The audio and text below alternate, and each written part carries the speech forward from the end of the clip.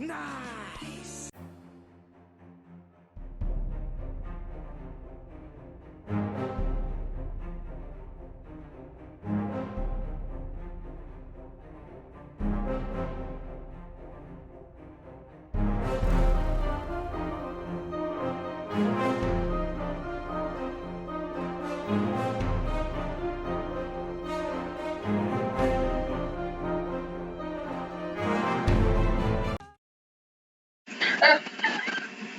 You can't send them to me?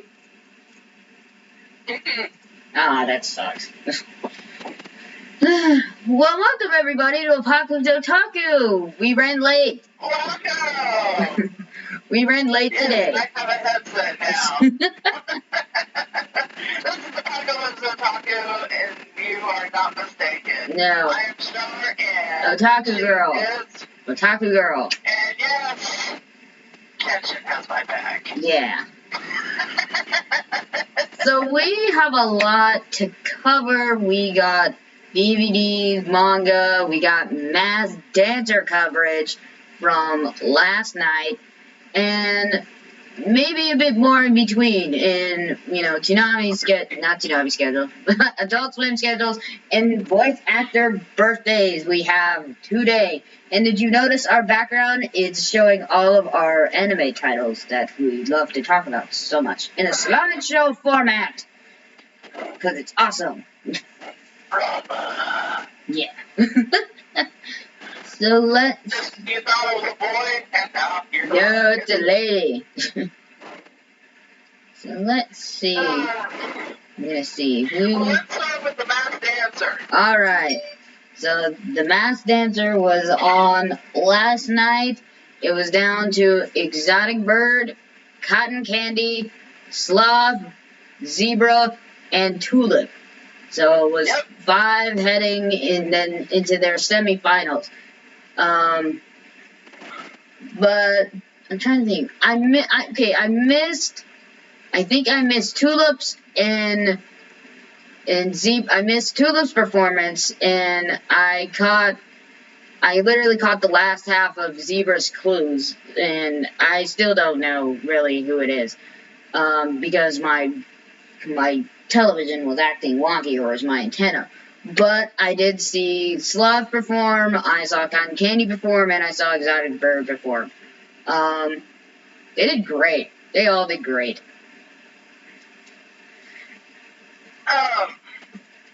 Well, let's go over it, and I watched all of it, of course. Okay. And let's go. Let's go. This is the Masked Dancer. It's the top 5. Mask the night away. Instead of dance the night away. The was my bag. She's on that Fox series Call Me Cat. That's what she's on. Yeah, she was formerly on The Big Bang Theory. She was? Or Big Bang, whatever. Yeah. She played wasn't it Sheldon's girlfriend? Sheldon's girlfriend. Yeah, okay. Yeah, now I recognize her face. Alright, so first off was Tulip. She danced to My Boyfriend's Back by the Chiffons. Wow, that's like a 60s type song. Try 50s. 50s? Oh. 50s. My dad knew it. Wow. My dad knew it. My dad's no longer around. He knew it. Next up was Zebra. And he danced to Take You Dancing by Jason Derulo. And then next, for some reason reminds me of Jim Carrey. Jim Carrey? I was kind of thinking that too. Yeah, I was kind of thinking Jim Carrey. Jim Carrey. But he says he does nothing but drama. Can he be someone that acted in a drama? No, he says whenever he acts, he does nothing but drama. Nothing. And the way he, acts and goofs off, it's like Jim Carrey. It could be Jim Carrey, but again, we don't know. We won't know until the semifinals next week. Well, Jim Carrey does nothing but comedy. Yeah, he does comedy. He has done a couple of scary movies. He was in Batman. And, yeah, he was in Batman, but that really wasn't drama. He has played a dramatic role, but like I said, But nothing like very serious though. Yeah. Like Liar, Liar. I love that movie. I know. It's so funny. Imagine not being able to lie for 24 hours. Think of how hard that would be. People would kill me. Okay, the thing, yeah, if I couldn't lie for 24 hours, oh my gosh, I'd probably lose all of my friends that I would know. And possibly be hated by my coworkers.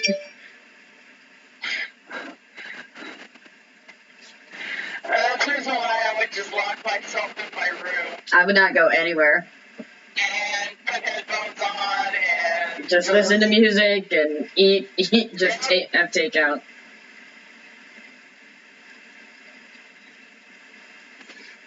Even if somebody comes in and says, "Can you hear me?" I'll be like, "Yeah." Can we talk? Yeah. Can you take the headphones off? Yeah, like, no, yes.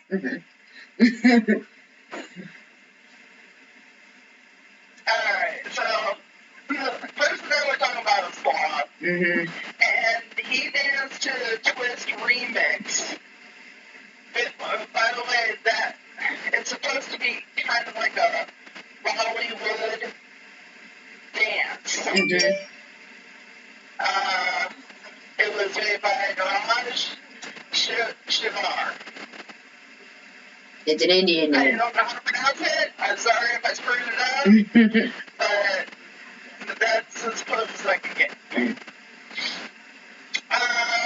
The Exotic Bird was next. She danced to Opposites Attract by Paula Gould. Who was the judge? For those of you who don't know, Paula is a panelist. And then, lastly, Cotton Candy danced to Swan Lake Opus 20 Act 1 finale. And it was kind of like a remix. Yeah, well, remix hip-hop vibe. That was very cool, though. And she started dancing from the backstage area and then made her way up to the stage. Yep. That was very And that neat. was made by Tchaikovsky. And y'all are probably wondering why I can pronounce all these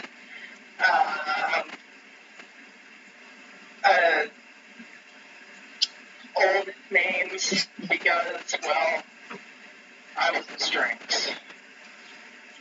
Plus, I watched the Nutcracker. I watched it live on stage, and I've even watched DVDs of it, so I recognize the Dance of the Sugar Plum Fairies number. So, I think that was it. Yeah. And finally, when the votes were tallied, I kind of agree with this. I mean, she could have done more with it. But, yeah, I don't know why she didn't. Exotic Bird was the one that was kicked off. So now it's down to Tulip, Slav, Zebra, and Cotton Candy. So we're down to 4. And by the way, the Exotic Bird is Jordan Sparks. Jordan the Sparks. youngest winner of American Idol. Yeah, she won at 17 years old. youngest American Idol, and she won in season 6. Yeah, won in season 6. I don't know. I think that was the last one I watched, actually. Because after that, I tried to watch it. Mm-hmm. And I was just like, I can't watch this anymore. It's too painful. Yeah. But she did a great job, but you know, with her, you know, being limited to a mask and probably barely seeing out of there, she probably couldn't do more. And she was in heels. Well, she could see more than what the zebra could.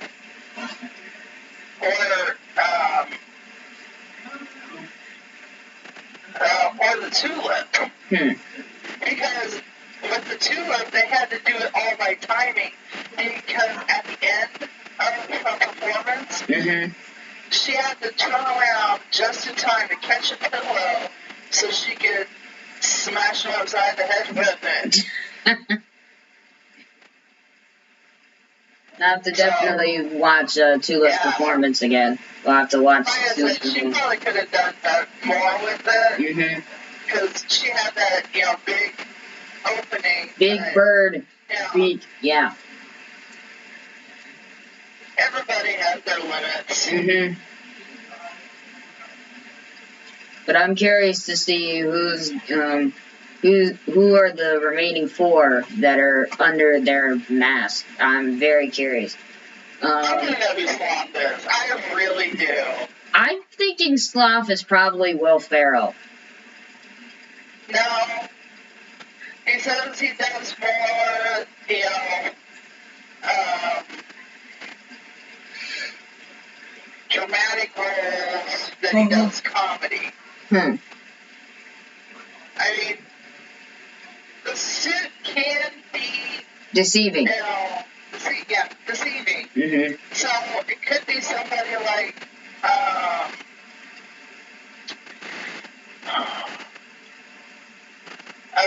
Joseph Gordon-Levitt. But he's not tall, is he? He's been on, if you think about it, he's been on Lip Sync Battle, and he did Janet Jackson's Rhythm Nation. Oh, that's right, yeah. He did the dance. I was like, oh. And he did that against the guy who plays Falcon in Marvel. I can't remember his name. I can't remember his name either. Yeah, we are awful Marvel fans if we do not know the actors' names. No, I'm gonna look it up. Forget it. I'm looking him up. But he was doing that against him, and that guy did a Hammer song. Oh, he did Too Legit. Too Legit to Quit. Yeah. But it wasn't enough to be Justin Gordon-Levitt's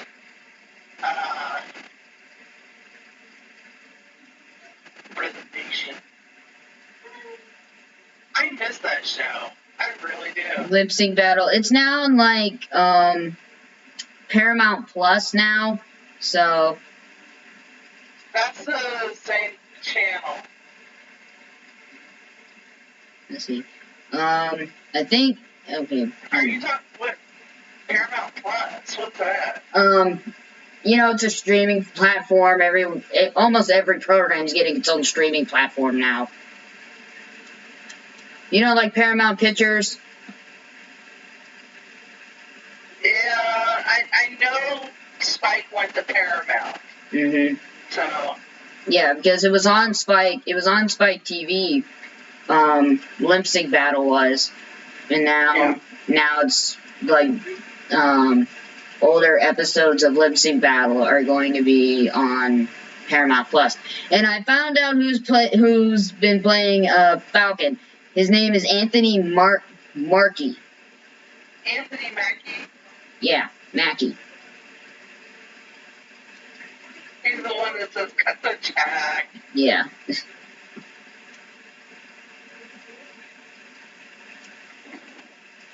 So, yep, Anthony Mackie is his name. And speaking of Falcon, did you see the trailer for the Falcon and the Winter Soldier?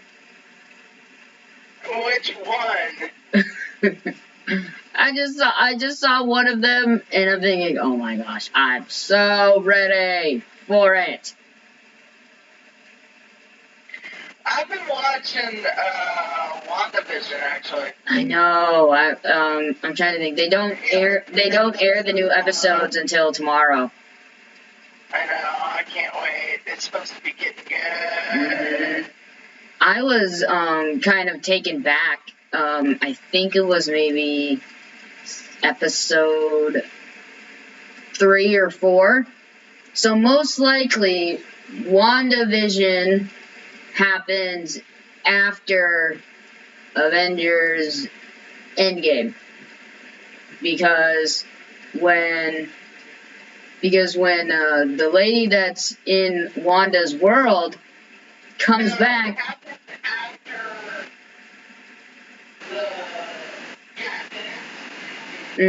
When Tony snapped with the stones, with the Infinity Stones, everybody that he wanted to disappear disappeared, but then everybody came back, or that was when Hulk snapped everyone back. I'm not sure. Yeah, because Hulk snapped everyone back. And then everybody started appearing out of nowhere from the dust, and I'm thinking, what? Like, everybody's coming back, and everybody's running around, and thinking, what? Like, everybody's appearing out of thin air. What is this? Everybody's because it's been 5 years.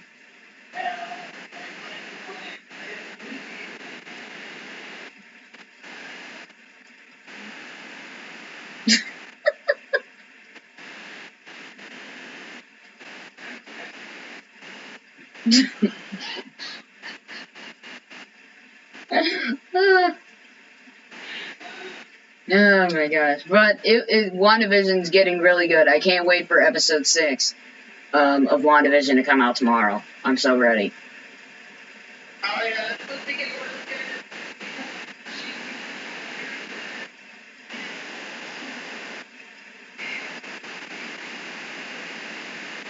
good. They know where she is.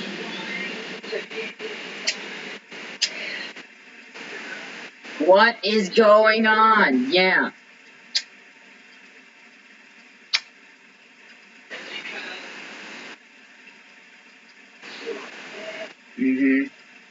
She lost the one she loved. Well, yeah. Well, he's a Yet Wanda fell hard for him. Yep.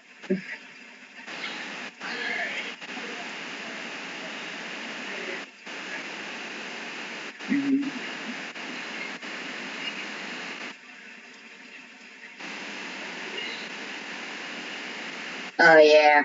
I haven't. Okay. I've said this so many times. I'm backed up on so many anime titles. It's not funny. I have yet to watch Yashahime Princess Half Demon, and I'm currently watching the new season of Attack on Titan, and I am shocked by it, by all of it. And I'm thinking, wait, so that's how this happened, and this happened because that happened. There's just so much there's so much forgotten detail, when the wall gets stormed by the colossal giant in the you need to start watching it. Watch it. Yes, watch it. Well, technically people don't really know if they are humans. Well, at least in the Titan world, they don't know the full story on how that all came to fruition. So, yeah.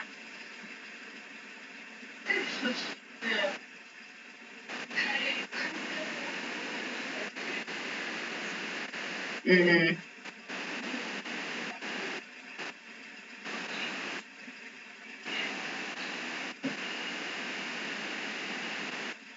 Well, it's no different than a vampire really sucking someone's blood or ripping their head off.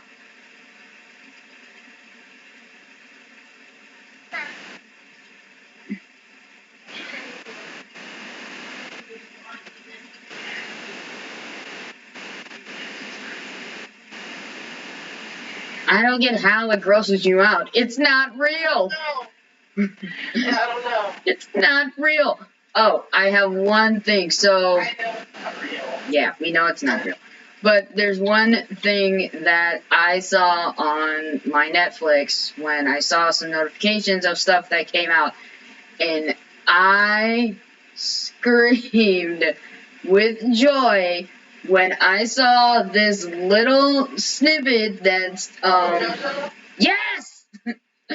And it's focused on Rohan! I'm so excited! The first season comes out in, like, next week! It comes out next week! Well, 2 weeks. God, gosh darn it, why? I just saw the trailer yesterday. And I saw the trailer yesterday. I was so happy. Oh my gosh, you're going to flip when you see the trailer.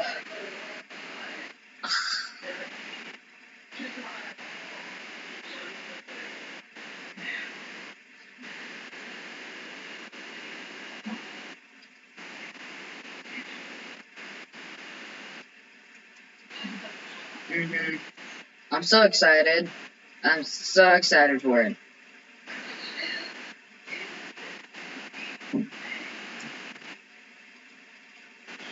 Now, when I heard the trailer, it sounded like Vic was reprising his role as Rohan, but I have to watch the series and actually see the full cast list in order to be certain. But I really hope Vic is back voicing Rohan. Do they already have the cast up? Okay, investigation.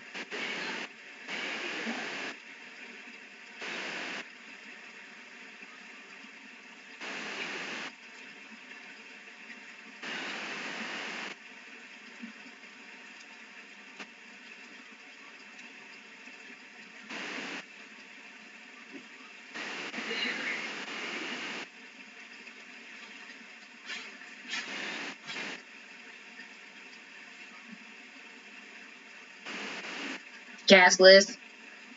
No, it's, the preview. The trailer? If they already have the trailer out, then they probably already have the show, mostly done. Because they only have one season of it. Let's see. Well, there you go. Then they probably already have a cast list. I'm looking at it now. Looks like all I see is the Japanese voice actors that are on here. They don't have anything for the English voice cast.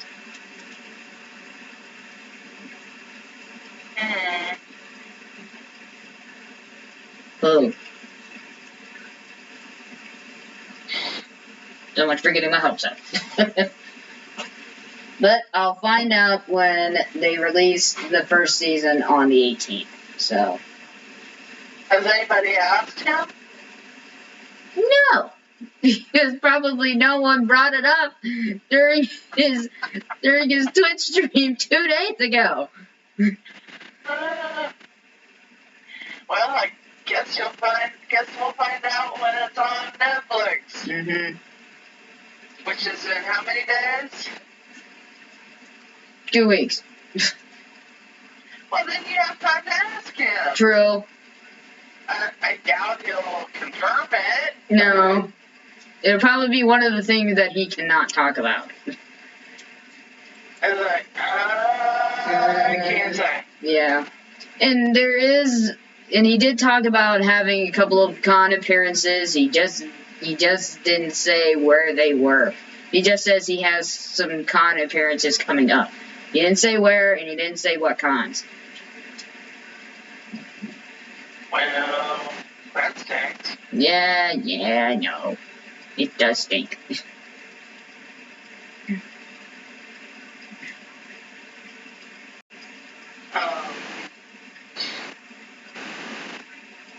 Alright, so. Let's see. Okay, so there are no English voice actor birthdays for the 4th, but there is a Japanese voice actress birthday today. Miss Haruka Tomatsu's birthday is today, so happy birthday to you, Miss Haruka. She is the lady that is responsible for giving life to Asuna from Sword Art Online, Morgiana from Magi, and 02 from Darling in the Franxx, and a couple of other ladies on there who I can't make out because Crunchyroll covered up the majority of the picture. So, this was on Instagram when they posted this. So, yeah. So, happy birthday to you, Miss Haruka. And, yep. And, yeah, that's all I got for voice actor birthdays today. So.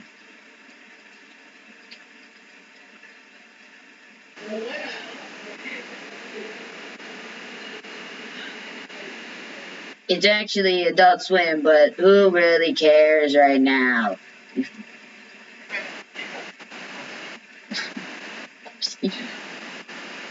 Yeah.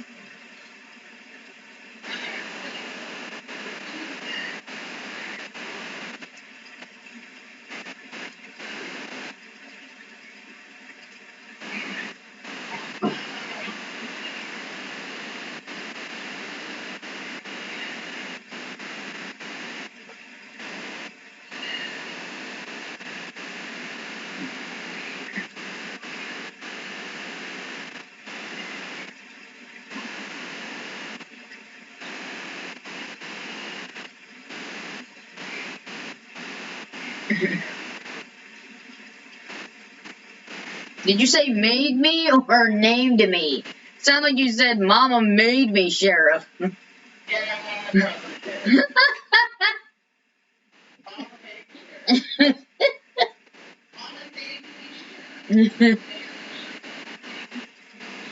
Not made me sheriff. It's Mama named me sheriff.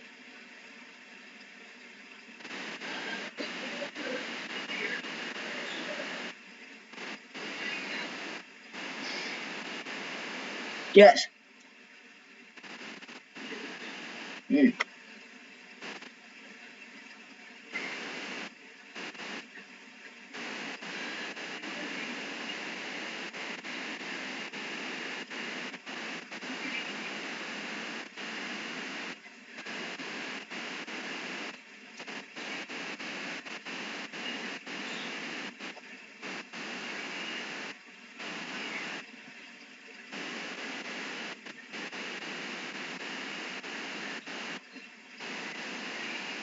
Okay. Yeah.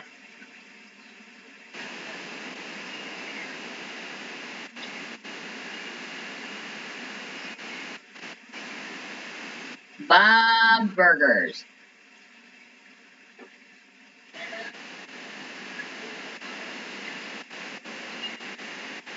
Yeah.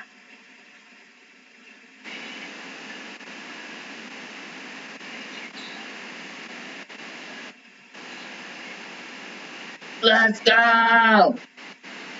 Woo, woo, woo.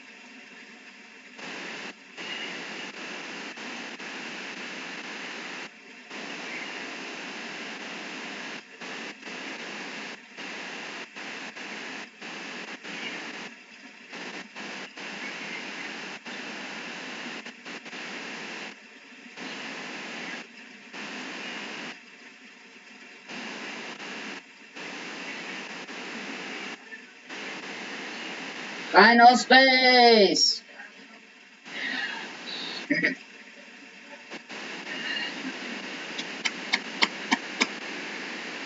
Yeah. So let's see. What releases do we have? So there were literally none for, this week except for the first and the second. So I'm gonna go ahead and just read off for next week's, which is the 8th of February, and the 9th, which is Tuesday. So on Monday the 8th, we got releases for the UK. We got Bakano Stray Dogs Season 3. You can either get it on DVD or Blu-ray. Have No Guns Life Season 1 Blu-ray. And The Demon Girl Next Door Collection Blu-ray. So those are for Monday. And then we have only a small list for Tuesday. Nice to have a small list for once this time, so that's actually nice. For the 9th. So, A Tropical Fish Yearns for Snow, Volume 6. Ashida Shimamura, Volume 4. Die Where Glender? Die Rear Glender 3?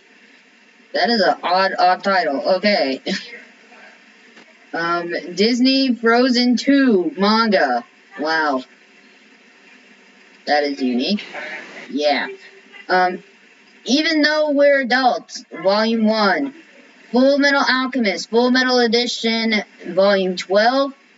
Hayata the Combat Butler, Volume 37. Komi Can't Communicate, Volume 11. Pokemon Adventures Collector's Edition, Volume 6. Sentai Seiya Centaria Shio, Volume 12. The Apakari Diaries 2. I hope I'm saying that right. Apakari. I think I'm saying that right. And then to round off the last bit of manga that'll be released on Tuesday on the 9th will be The Witch and the Beast 4. So those are all of your manga and DVD releases for next week.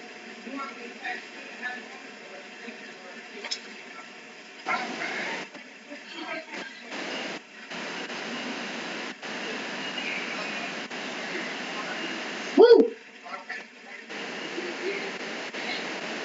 Woo!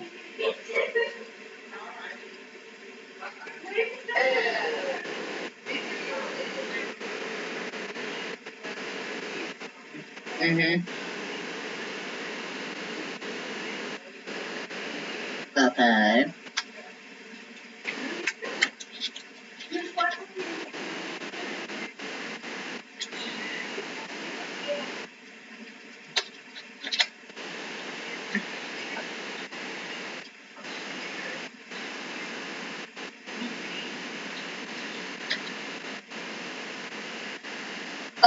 I want that DVD so bad.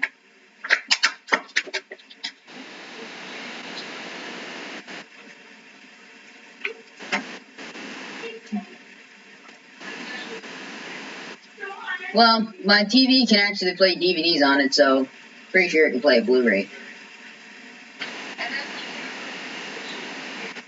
What? That's it? Wow. What a short list.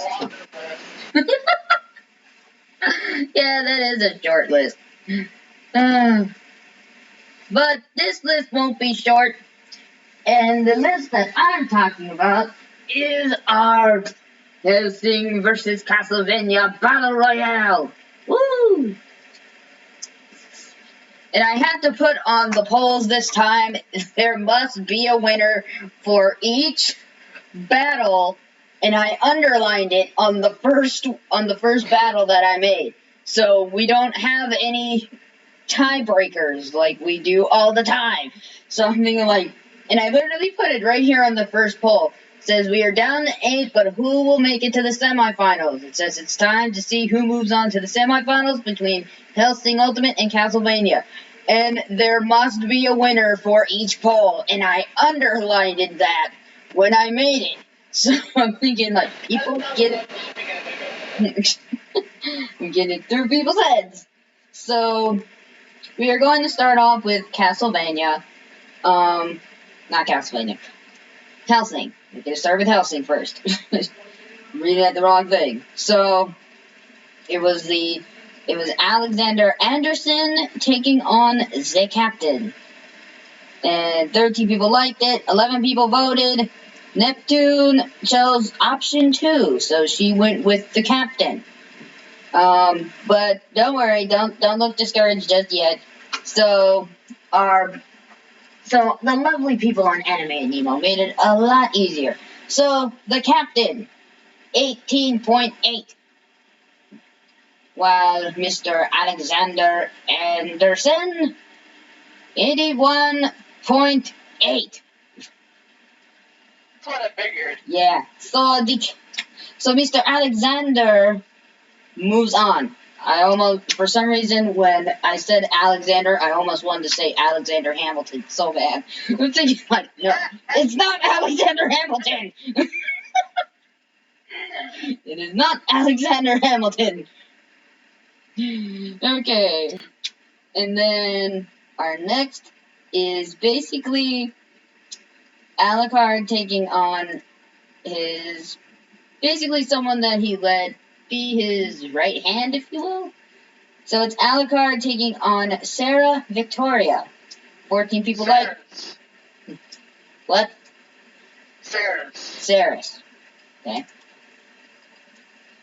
Taking on Saris Victoria. I know, your name. Yeah. 14 people liked it, 16 votes were cast. Neptune again chose option 2. She chose Saris. But let's see what the other people have to say. So Saris, 31.3. Wow, Mr. Alucard himself, 68.8. See, there's the thing. You know, Alucard cannot be killed. Literally cannot be killed. You can figuratively chop off his head or take out his heart, but you kick your butt. Kill him. You can drive a stake into his heart. It won't kill him. Nope. For some reason in this show, none of that. He is unkillable. Literally, he is. Okay. If anybody has watched the series, you know this stuff. Alright, so now we are moving on to Castlevania. So, of course, we have the Cyclops taking on Carmilla. 14 people liked it, 5 votes were cast. Wow, cheap poll. Neptune laughed at the fact that we included a Cyclops in this poll. Let's see. So, the Cyclops, 40%, while Carmilla, 60%. So, of course, Carmilla moves on. And let's see. Okay, cross that off. Oh, of course, the Cyclops is gone.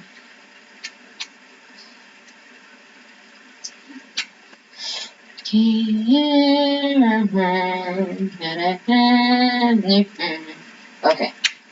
And our last battle to round it out is, will the son of Dracula move on, or will Trevor Belmont take him down? Man, I'm impressed with my times. Oh my god. Those guys are friends. Yeah. But when you think about it, they did fight each other when they first met. For a brief moment, yes. But let's see. Until Alucard found out, oh, hey, they're here to get me to kill my dad. Yeah. They're not here to kill me. They are here to get me so they can help me kill my father. Okay. That's lovely.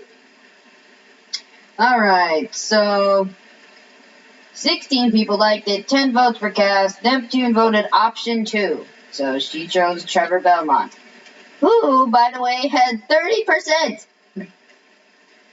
And Mr. Alucard. I have to say this. whoever designed Trevor Belmont, I know you're gonna think I'm weird. How weird? He's handsome. I'm not gonna lie with you. He is good looking. And I don't know who he was drawn after, but I feel Troy Baker. I would like to meet him.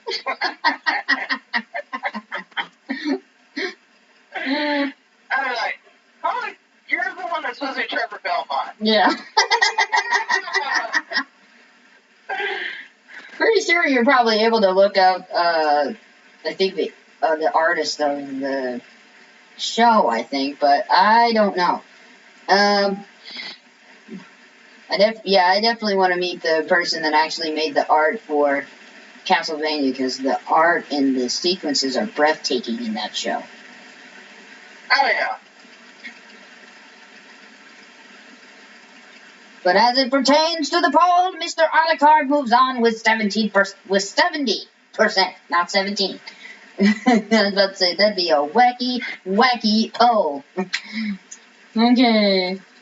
Oh, darn it, wrong color.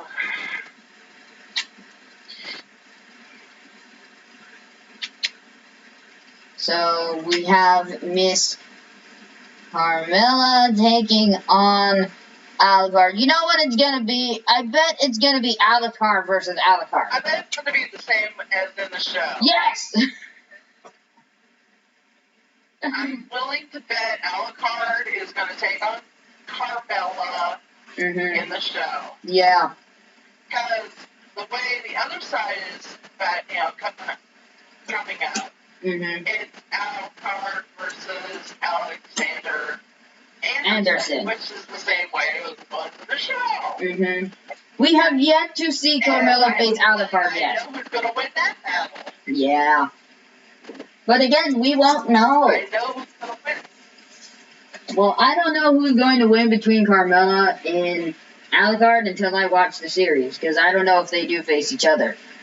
But this is where our poll stands, people. So, this is what we got. The polls will be going up today. You remember, you guys do the voting. And I'm going to put this in every poll from now on. We have no say in it unless it's a 50-50 draw. But we're not going to do that. You guys can't be mad. Yeah, but I'm going to start doing this in all the polls. There must be a winner for each poll, no ties, because when it comes to the tiebreakers, I know we do it, but mostly it's more fun to kind of see who people vote for on, like, people on the Nemo app to vote. So, but other than that, like, normally when we do have tiebreakers, we just go with the most powerful person that we know from each series. And that's another thing. Since we're down to 4, we're going to have to come up with another battle. Yep. I'm trying to think which contenders would probably be good. I was thinking maybe something odd. I was thinking maybe the characters from Dr. Stone taking on the characters from The Destructive Life of Psyche K. I don't know why. That'd be just something zany.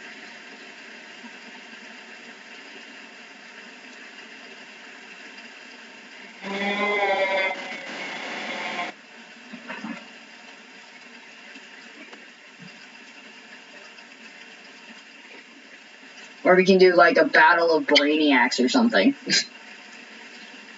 A battle of brains. I want to do one where, the show Gangsta? Yeah. You've seen it, right? I want to do one where another team takes on them. So and Gangsta taking on somebody. Yeah. Somebody. So we know one side, we just don't know the other. We just don't know the other yet. What other side would be able to take on Gangsta, though? I mean, it's really, like, two guys, Mm-hmm. and then you have the one kid with the dreads, and you have all these mobs, around town. Mm-hmm. Yeah, I've watched it a few times.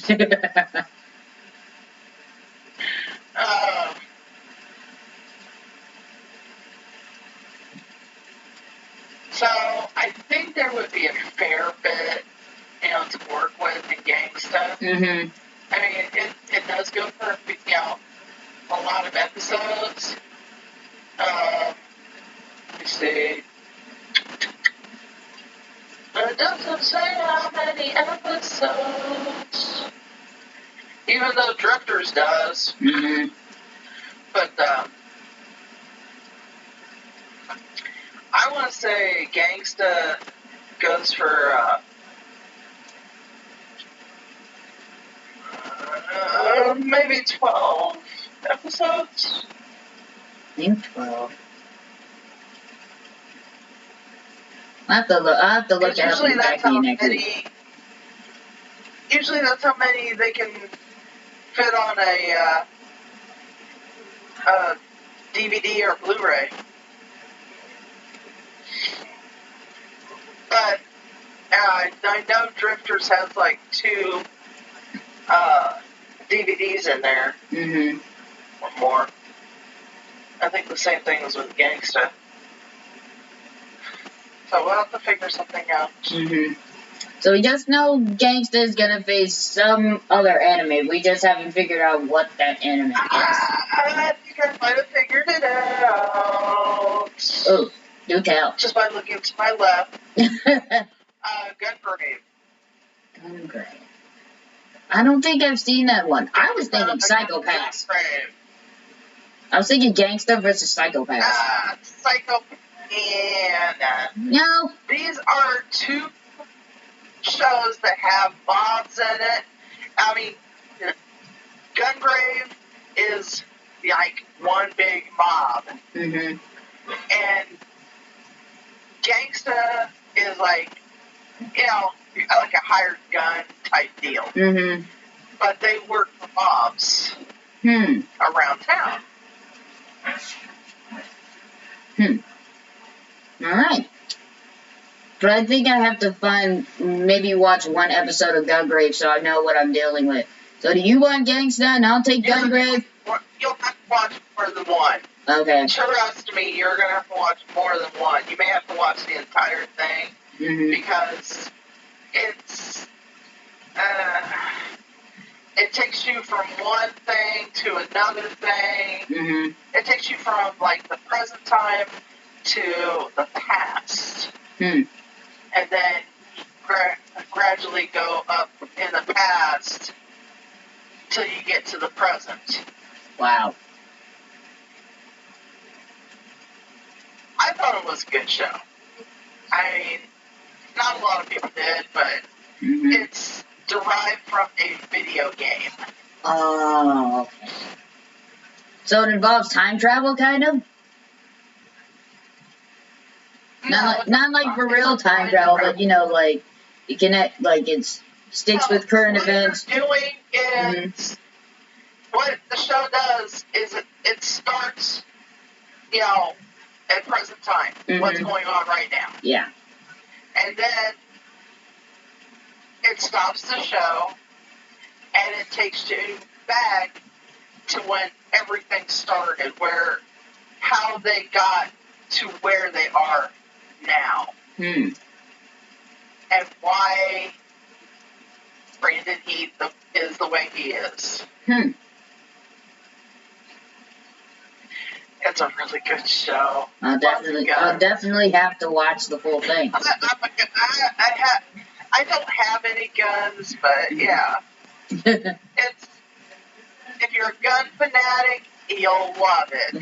Because he has specially made guns for himself. He has one for his left hand, he has one for his right hand, and he has one that's like freaking huge. Like a machine gun? I was like, it's a gun, it's a machine gun, it's an all-purpose gun. Oh. All purpose. Like I said, anybody who loves guns has got to watch Gungrave.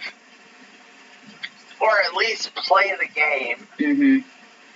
But, you know, if you like the anime, watch Gungrave. That all we got for right now? Nothing else? No Marvel news or anything? Or I don't have any Marvel news, but we can talk bounding in the comics. Alright, let's do that.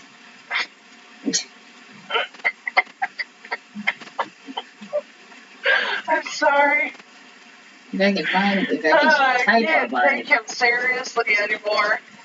Take who seriously? Who do you think?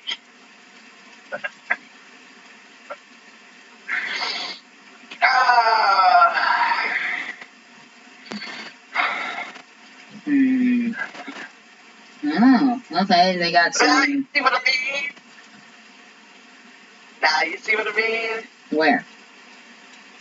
What do you mean? It's the first thing that's Oh. on Bounding in the Comics.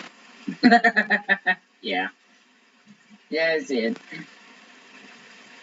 They have some new titles on here and stuff that they're getting people pumped for. I like it. On anime? Yep. And stuff that's going to be released on Netflix and stuff. Oh my gosh, hold up. I just saw something really interesting. Russia banned several anime titles, including Death Note and Tokyo Ghoul. Now I gotta read this. Wait a minute. What? Oh, you got me. Yep, that's what I'm on right now. Yep, I have to read it. I gotta read it. Let's see. A court in Russia has moved to ban several animes from the country, including Death Note and Tokyo Ghoul, over fear that teenagers will accumulate the violent content featured in each respective series? What? Okay. Okay. Oh my gosh. Okay, so first off, What? Is that where? Where do you see that? You said the next paragraph. I don't see it.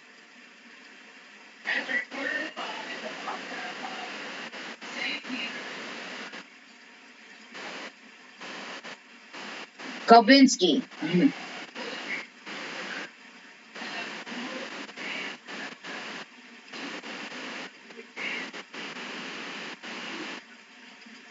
I don't think that's meant to be Inuyasha.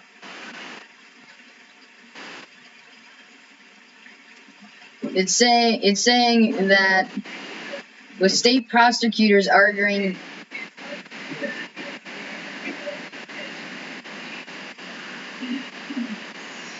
Nani? Okay, this ban comes just over 1 month after the St. Petersburg court system registered 5 similar lawsuits against 49 total websites at the same time. State prosecutors also request that the country ban Naruto, Elven Lied, and interspecies reviewers for similar reasons. How?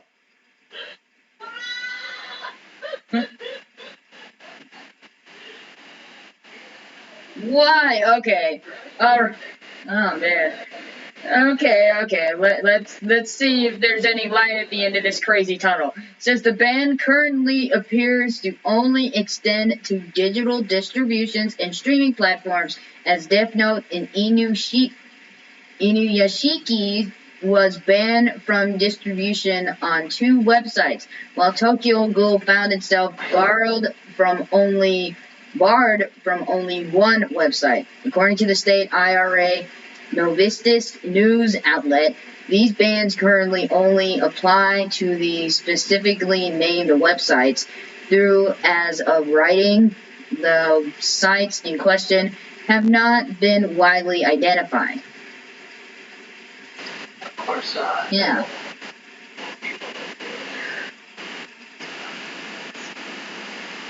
Oh boy. I just saw something related to this and it's very disturbing. I'm gonna leave that alone. It's under the Elven Lied picture.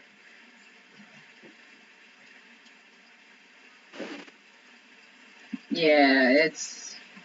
Yeah. Yeah, okay. I think you maybe can't see it because it's on my phone because I can see it. It says troublingly, this is not the first time a country's government has taken action against the distribution and purchase of anime and anime-related products. In October 2020, was discovered that Australia had begun to enforce a ban on the import of hentai and other adult anime products into the country. 1 month later, in November 2020, the French government restricted access to the popular hentai outlet In Hentai, accusing the site of hosting images of child porn, despite the site dealing exclusively in illustrated content. Yeah.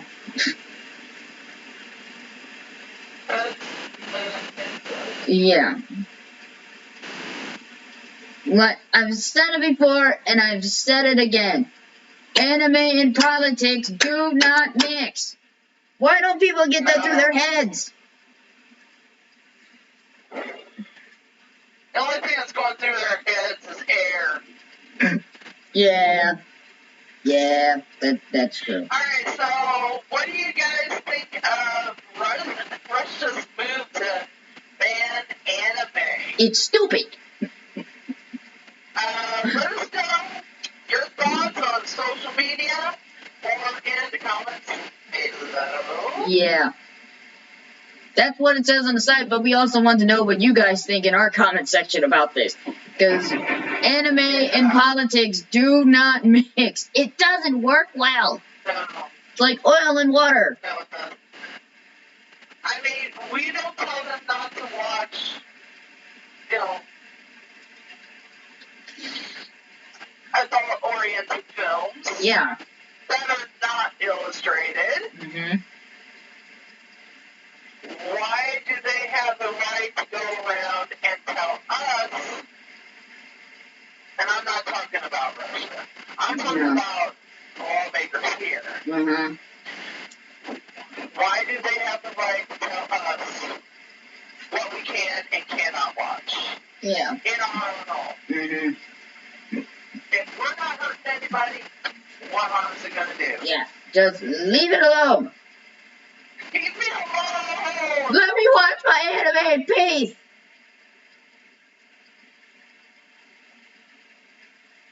So, on a lighter note, despite from that stupid article that was put out about politics and Russia and anime being banned for dumb reasons, we're looking at the 8 best animes to watch on Netflix right now.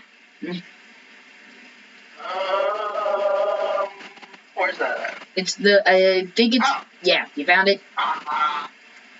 No. Oh, darn it. How far? There it is. Okay, good, you found it. Okay, so I'll go ahead and start us off. Netflix has slowly but surely expanded its anime catalog over the past few years, and there are quite a bit of really good animes to watch on the streaming service. We are going to count down the best 8 animes that are available to watch on Netflix right now. Number 8, Baki. Oh yeah, that's a good one. That's a good one. I love Baki. Troy Baker is killing it. Let's see. Baki follows the story of Baki Hanama as the high school student must face off against 5 ferocious and lethal death row inmates from around the world in an underground martial arts tournament being held in Japan. The series is based on the manga Baki the Grappler by Kensake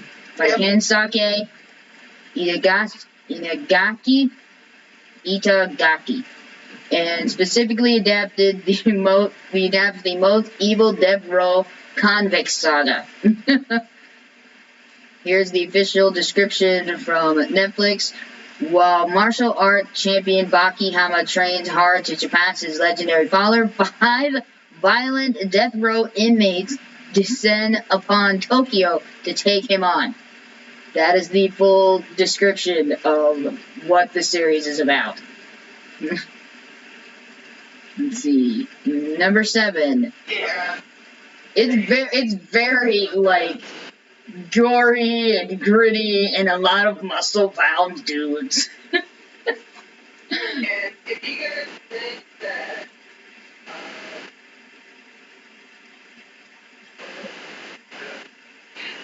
Baki.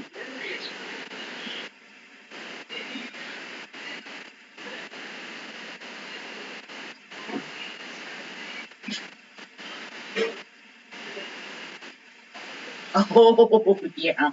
Oh yeah. Yeah, be prepared. Be very prepared. Let's see. Number 7. Record of the Grand Crest War. Said Record of the Grand Crest War follows the adventures of Theo and his mage advisor Silua, and as they attempt to establish their own kingdom in the land of Atlantia, despite finding themselves in the middle of a brewing civil war sparked by the greed of the land's nobility.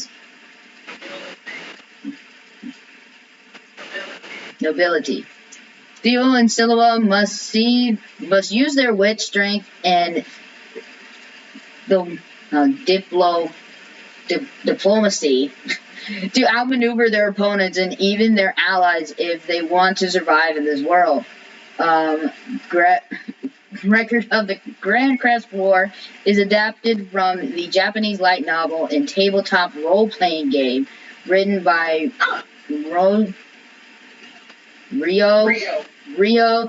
Mizuna and illustrated by Mizu. It is adapted into an anime by A1 Pictures. And then here's the official description from Netflix. Lone Mage Silua wanders the land of Atlanta, disguised as its greedy novelist.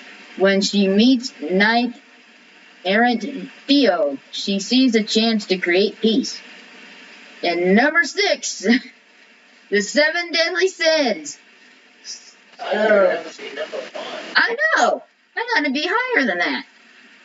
But again, The 7 Deadly Sins is working on its 5th season right now. So, yeah.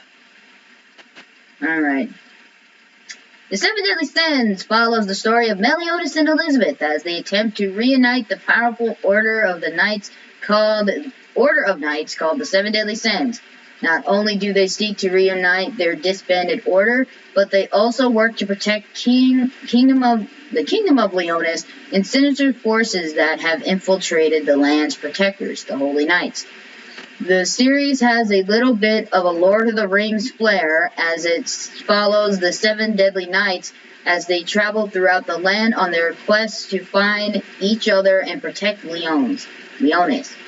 However, it has a Japanese twist with unique transformations, exciting combat, unexpected twists and turns, and of course, a little adult hanky-panky. Well, when you think about it, okay, think about it.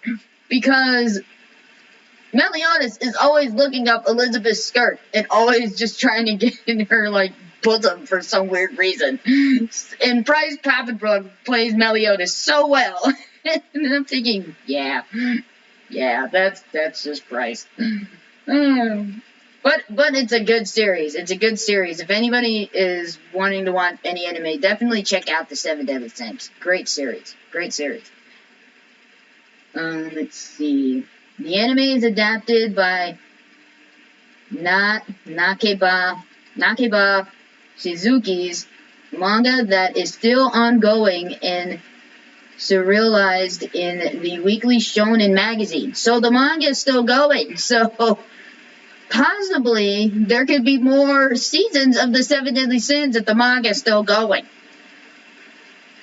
And I'm all for it. I'm all for it. I think a lot of people are. Yeah. Yeah. Mm-hmm.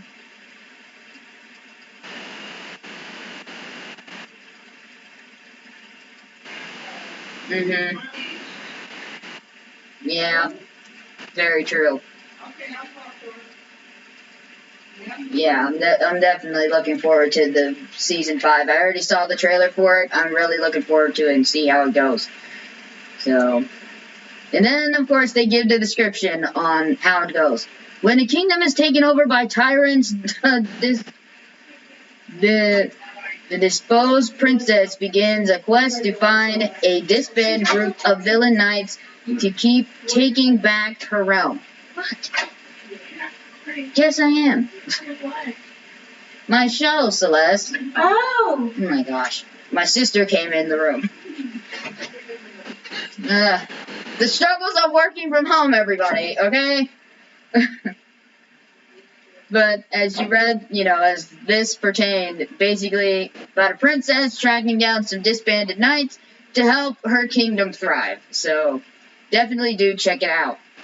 Number 5, Berserk, the Golden Age Trilogy. Ooh, now I really might have to try that. I might have to watch this. The Berserk Golden Age Trilogy follows a warrior named Guts as he is forcibly recruited by a man named Griffin. Or, am I saying that right? Griffin or Griffin? Griffin. Okay. Into his merciless group, Band of the Hawk. Griffin with Guts as... Yeah. Griffin with Guts at his side leads the Band of the Hawk to victory after victory as they are recruited by Midland in their war against the Torrid Empire. With each victory, Griffin positions himself to obtain ever more power in Midland to the chagrin of many of the nobles. The series explores the themes of friendship, lust for power, and political intrigue. Oh, that's kind of like what's going on right now. That's true. So it's not far off. And then the Golden Age Trilogy is adapted from Kentaro Miurio's Berserker manga series and its Golden Arc. Then the official... Is it coming down? It did, yeah. I got it. Okay. Then here is the official description. This is funny. The Egg of the King. Loner Guts is recruited by Griffith and his band of mercenaries. But their ensued success as a full feud army could lead to a horrible fate. Ooh. Uh-oh. The Egg of the King. That's funny. I thought this would be higher too. Demon Slayer, Kitetsu no Yaiba. I want to see the Mugen Train movie. I have yet to watch it. For those of you guys who have not watched this series, listen to the detail that they put into this series. Demon Slayer. It's a really good show. Yes, it really is. It is. Demon Slayer follows the story of Tanjiro as he becomes a demon slayer and seeks a way to cure his search for a way to cure his cursed sister after they are the only survivors left from a demon attack their remote home in the mountains. In order to become a demon slayer, Tanjiro must undergo rigorous training under the tutelage of Sakaji Urokodaki. Urokodaki. Sorry. I know I watched the series once and I remember the name, but now I can't now. And it says, and then upon entering the title of Demon Slayer, he must hunt down and eradicate demons that threaten the lives of the people in Japan. The anime is adapted by Kyoyo Hura's Garuto's manga. The manga was adapted into an anime by Ufotable. That's new. And then, of course, the official description of it. After a demon attack leaves his family slain and his sister cursed, Tanjiro embarks upon a perilous journey to find a cure and avenge those he lost. Wow, that's deep. Now, if this is originally on Netflix, why is there a bunch of Viz actors on there? I do not know. Because, Steve Bloom is on there. Mm-hmm. I mean, I'm not saying they couldn't do it. I'm just wondering. It's odd.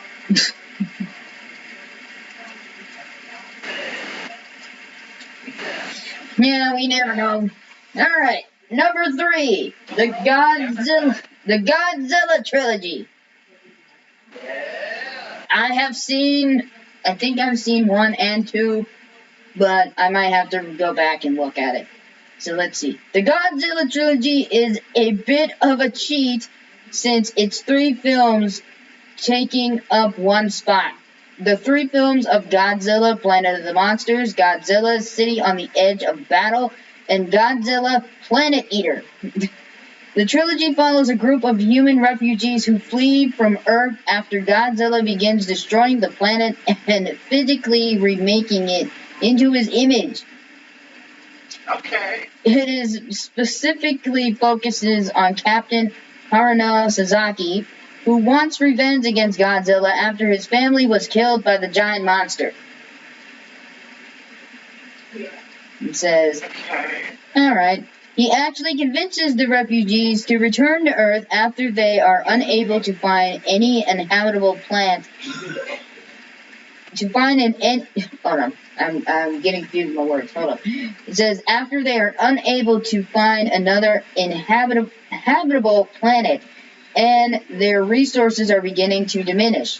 Upon arriving back at Earth, time has passed over 20,000 years, and they face a hostile planet.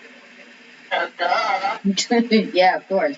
The refugees must fight for survival against a dangerous planet and Godzilla, but they aren't just battling a physical battle, as a battle for their spirituality also ensues when they discover the remnants of Mecha Godzilla. Hey. Wow. It says that spirit battle could continue into the 3rd film as a number of refugees turn to worship King Ghidorah, and desire to bring him to Earth in order to destroy Godzilla.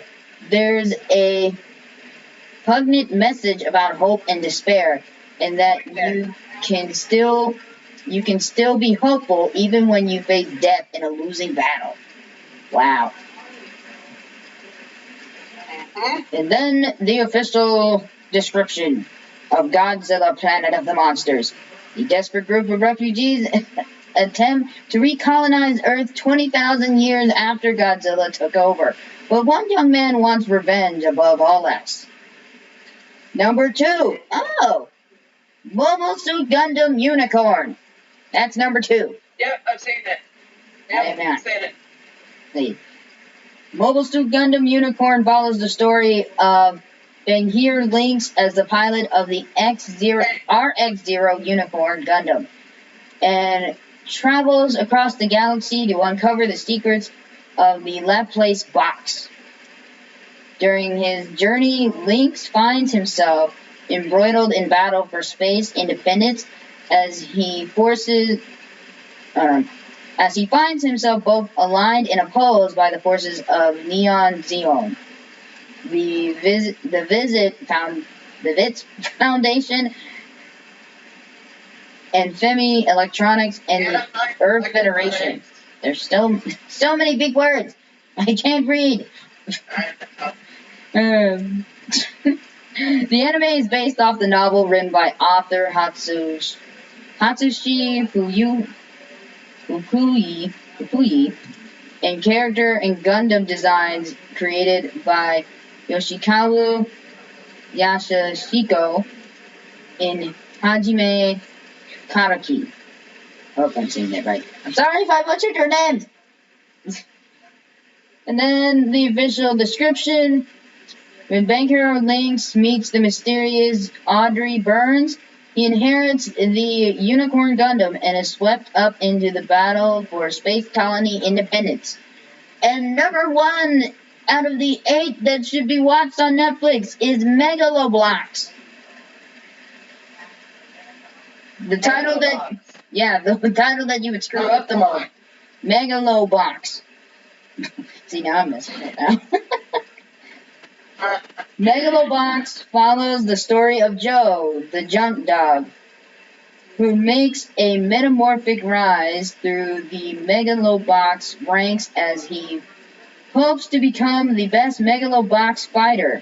However, Joe doesn't just have to face off against the Mandarin of opponents, he also has to deal with the internal politics of Megalobox and the post-war society at large that has given rise to Megalobox. To make matters even tougher for Joe, he fights without gears and earns the moniker Greaseless Joe. Gearless. Yeah. Yeah, I said gearless. You say gearless. I don't know why anyway. It's okay. So the series explores the themes of determination, persistence, and the joy of fighting, and even touches on the idea of what it means to be human. Then the official description, created for the 50th anniversary of manga Ashita no Joe, machinized human fighters known as Megaloboxers battle each other for boxing supremacy. What do you think of the 8 best animes to watch on Netflix right now? What anime recommendations do you have? We are up for anime recommendations, so yeah, but I would have thought some of these titles would have been higher though. But again, this is their list, not ours.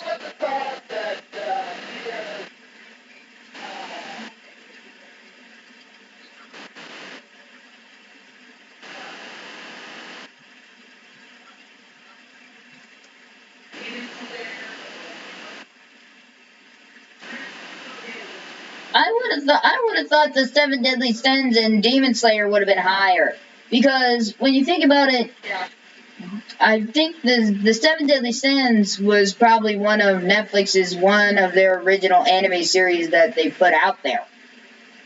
So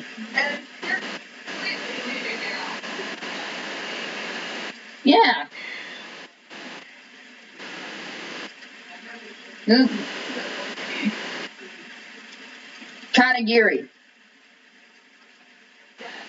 Kanagiri, they're leaving out that one. What other one is a Netflix original series? Blood of Zeus, yeah.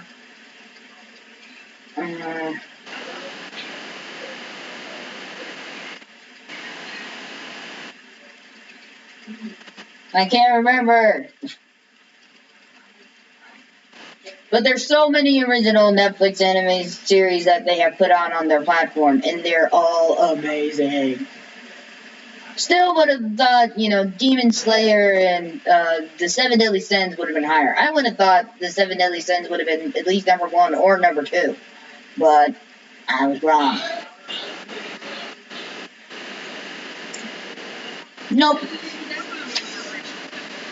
It wasn't. It's not. Yeah. But maybe they're counting it as part of, like, their Netflix anime series, like, in their catalog or whatever, but I don't know, really. No, we don't know. We just record it and we just watch it. But for all of you guys who are looking forward to more anime series, and your lights went out.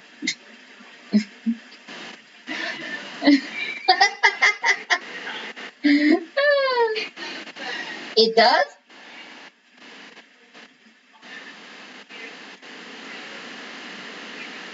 That's so weird. Yeah, it's weird. But, there's always... Yeah, spooky. But, of course, there's always new seasons of anime, but I'm pretty sure everybody is looking forward to this one. For any of us who have seen Goblin Slayer, they have officially announced Season 2, and their release is new teaser visuals. So, I have not seen Goblin Slayer. All I know is that it's really good and kind of gory, but I might watch it, but I still have a lot of anime to catch up on. So it's a hit or a miss for me. Yeah. Okay. So, G.A. Bakino, the publisher of the original Goblin Slayer light novels, has officially announced that the series' anime adaptation will receive a second season. After a noted period absence of Goblin Slayer related news following the premiere of the series' first film, Goblin Slayer, Goblin's Crown, the I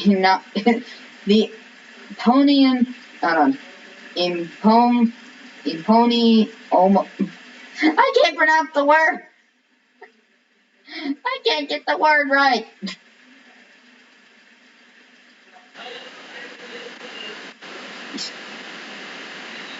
Impomius? I think I'm saying that right. I can't read words. I think it's Impomius.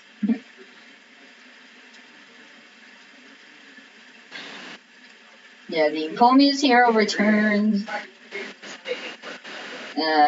Well, I'll keep reading. I think it's Impomius. If not, then I'm sorry that I screwed up a word. After a noted period absence, that's where I'm at.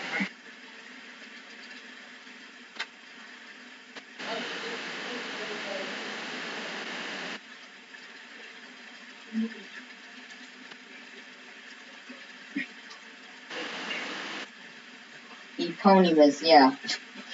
Eponymous Hero Returns was announced on...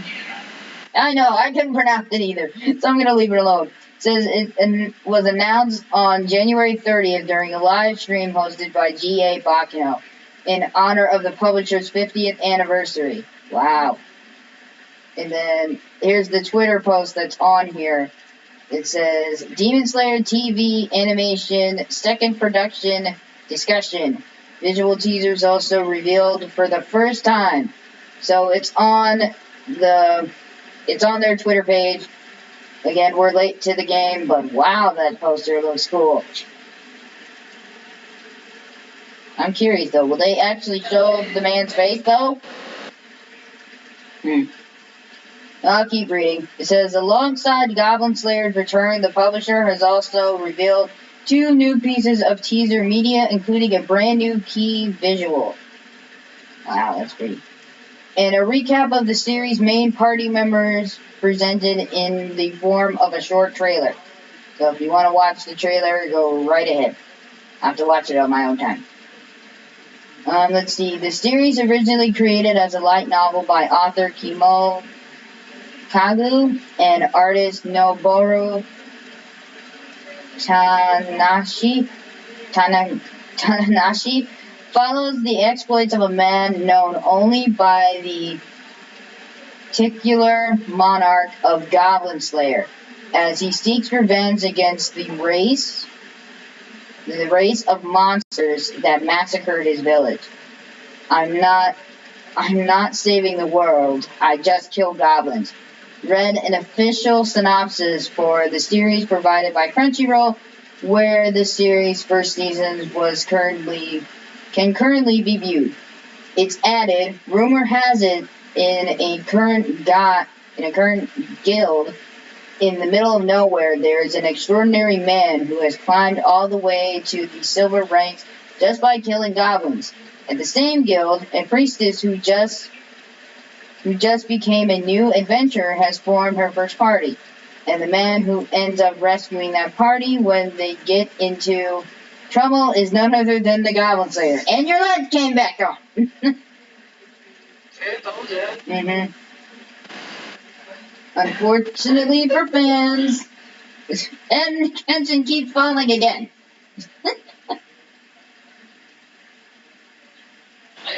Okay, now let's hope he doesn't fall this time again. It says, unfortunately for fans excited for once again embarking on an adventure filled with danger, magic, and goblin guts. Danger, magic, and goblin guts. That's funny. Danger, magic, and goblin guts. Okay, that's fun. A release date for Goblin Slayer's second season has not been announced during the live stream. So everybody knows that there is going to be a second season. They just haven't announced it yet. For those of you who don't know, there's also going to be a second season of, that one show. Oh my god, my brain stopped working today.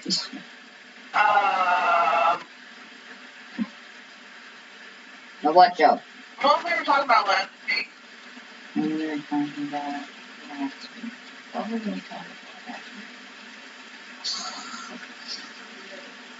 No, it's not JoJo. No, not JoJo. What was it? Slave and some new slaves. Oh, Rise of the Shield Hero. That's what we were talking about. Yeah, that's it, right? You said it had something to do with slaves, and I'm thinking like... The bat. Yeah. Bat. Yeah, they didn't really have much... Yeah, go ahead. I didn't have much interest in it until my brother gave me his copy of it, and I watched it because I was bored. And I didn't want to watch what was on Netflix because I just didn't. And so I watched that, and it was actually pretty good. I mean, I don't see why they're saying, it holds back women, but he actually empowers her, makes her make her own choices. And I feel like a lot of people can't stand women that, stand up for themselves. Yeah. They hate strong women. A person like that. Yeah. I mean, he lives down in Florida.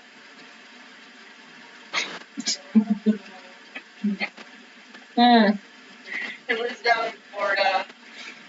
He used to,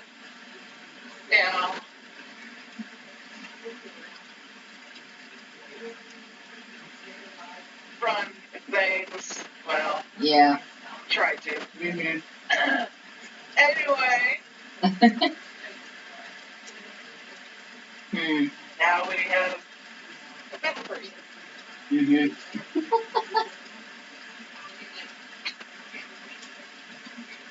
Oh, man. Anyway.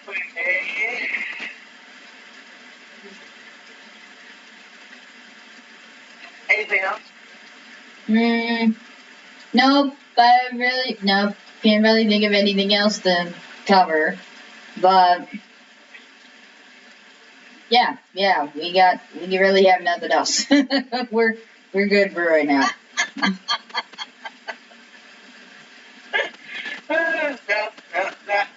No, we can't. We don't have anything else. So, if you guys subscribe, please do so right now. And don't forget to ring that bell. And also, what do they do? Like our videos.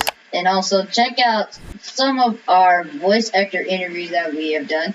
Last week we talked with Richard Epgar, the older version of Joseph Joestar, and we talked about a lot. It was great. He was awesome.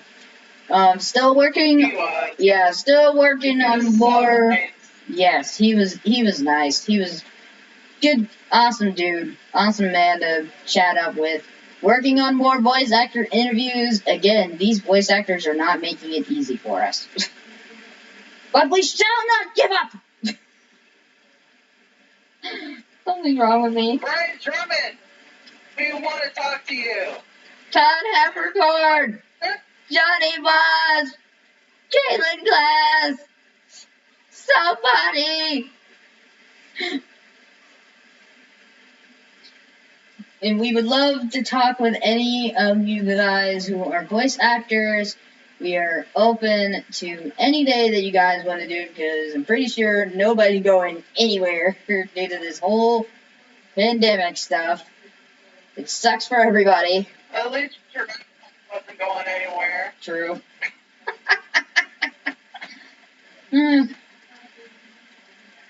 Yeah. In Funimation Studios, they have their studio open. But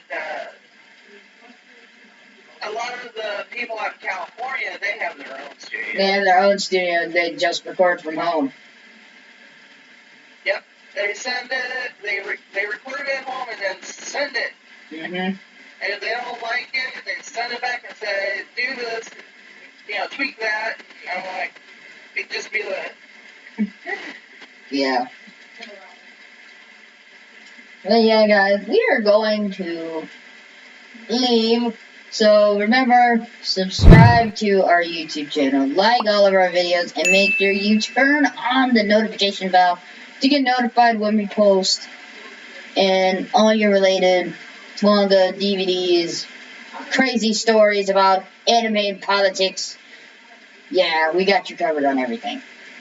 We don't cover politics too much. No, it's mostly when it comes to anime being involved in politics, then we read it. But other than that, no. Yes. But we will see you guys in the upcoming days. So yeah, you'll get more of us. Yes. Yes. And so we will see you guys in the next video. Bye.